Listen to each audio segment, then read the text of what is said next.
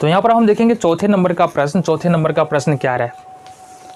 चौथे नंबर का प्रश्न है, एक राजमार्ग पर दो स्थान ए और बी 100 किलोमीटर की दूरी पर है। जैसे हम प्रश्न पढ़ते हैं इसको हम लोग सॉल्व करते चलते हैं ताकि समस्या ना हो। सॉल्व मतलब डायग्राम बनाते चलते। देखो, एक राजमार्ग मतलब रोड है, ठीक है। इस रोड पर ए और बी दो बिंदु है। इस ए बी बिंदु थोड़ा सा छोटा कर लेते हैं ताकि बाद में दिक्कत ना हो।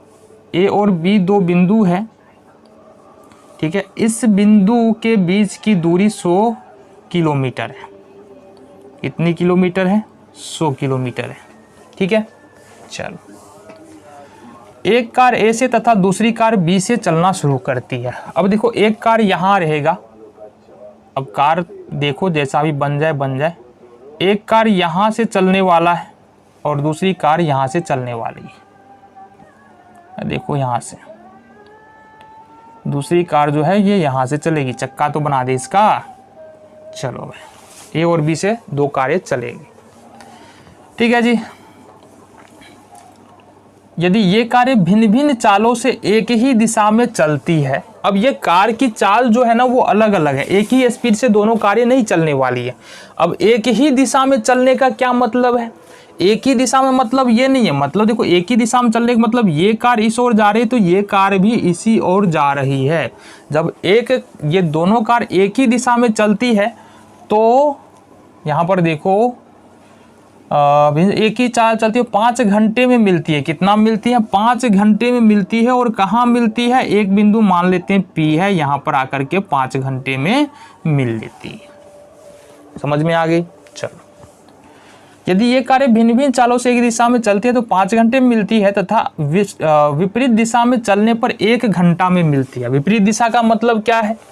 विपरीत दिशा का मतलब है कि यदि ये कार इधर की ओर और ये कार इधर की ओर चले तो 1 घंटा में किसी बिंदु Q पर मिल जाती है। कहाँ मिल जाती है? Q पर मिल जाती है, ठीक है। इतनी बातें समझ में आ गई। आओ जाओ हम बताते हैं।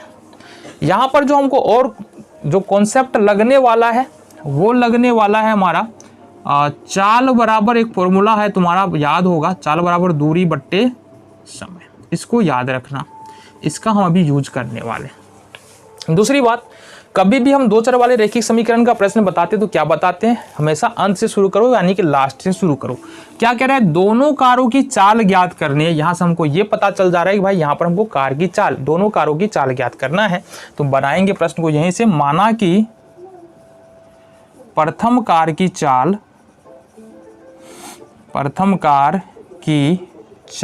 बराबर में x किलोमीटर प्रति घंटा तथा दूसरे कार की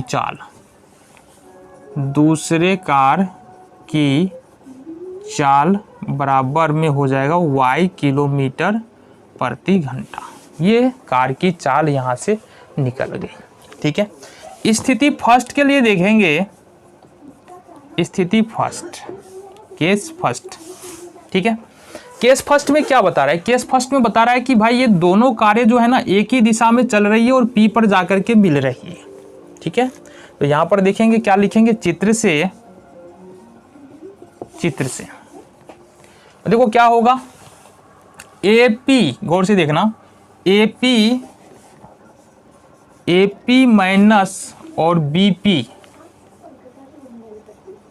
क्या है? AP माइनस BP बराबर यहाँ पर 100 किलोमीटर है। कितना है? 100 किलोमीटर। मतलब इस पूरे डिस्टेंस, पूरे दूरी में से अगर ये वाला दूरी निकाल देना तो हमको 100 किलोमीटर तो बच जाएगा। और समझो बात, ए से यहाँ पर देखो AP क्या है?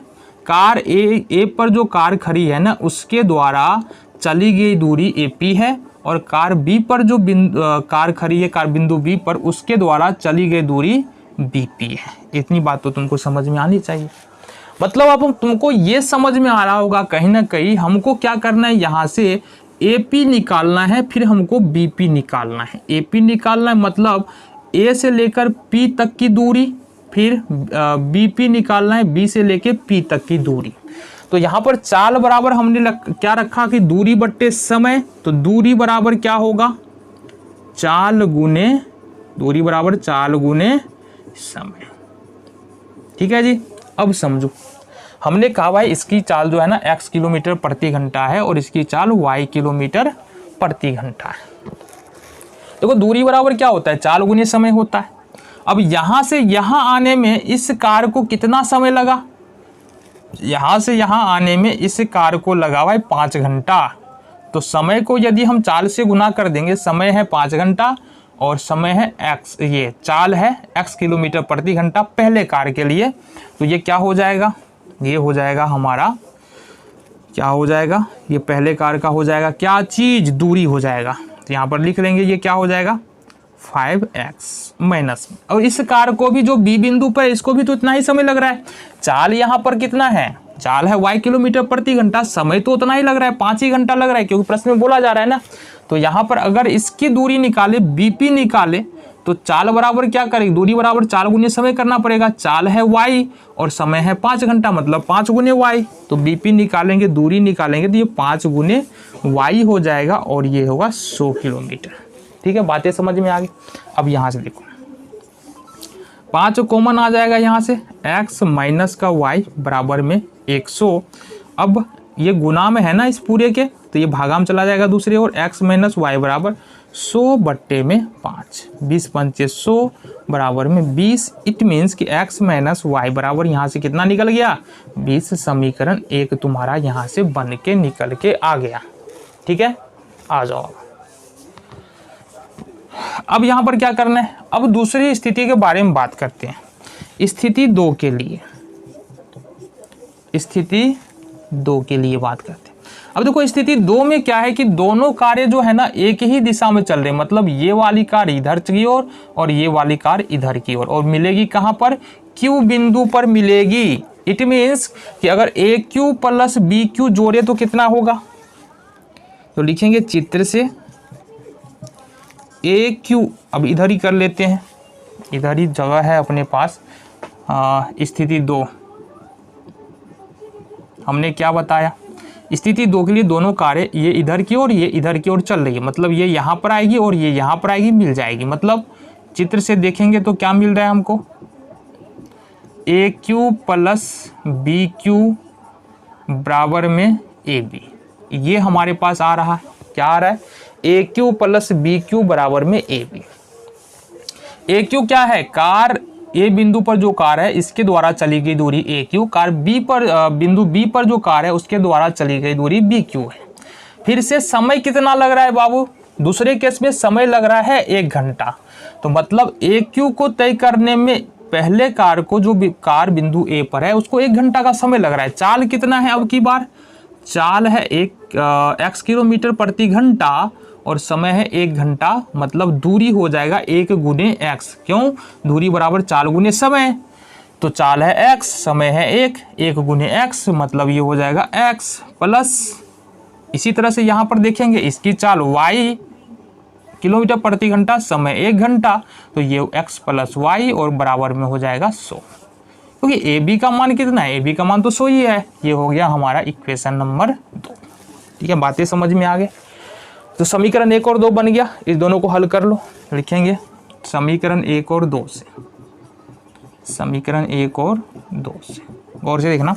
समीकरण 1 है हमारा x माइनस वाई बराबर 20, x माइनस वाई बराबर 20। समीकरण 2 है हमारा x प्लस वाई बराबर 100।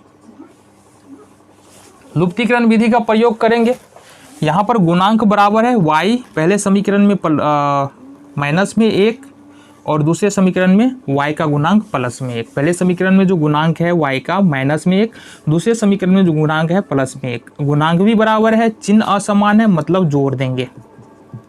क्या लिखेंगे, जोड़ने पर जोड़ेंगे तो y से y कैंसिल, x और x हो जाएगा 2x, और यहाँ पर देखेंगे 100 120 120 हो जाएगा। ठीक है, और x बराबर यहाँ से निकालेंगे तो 120 बट्टे में 2, ये हो जाएगा 60 किलोमीटर प्रति घंटा। ये क्या निकल गया तुम्हारा, ये निकल गया बिंदु A पर जो कार है उसकी चाल है 60 किलोमीटर प्रति घंटा। x का मान समीकरण 1 में रख दो, x का मान समीकरण 1 में रख दो। समीकरण 1 क्या है हमारे पास, x माइनस वाई बराबर में 20, x का मान हमने निकाला अभी 60 माइनस वाई बराबर 20। 60 को शिफ्ट करो इधर, तो -y बराबर 20 - 60।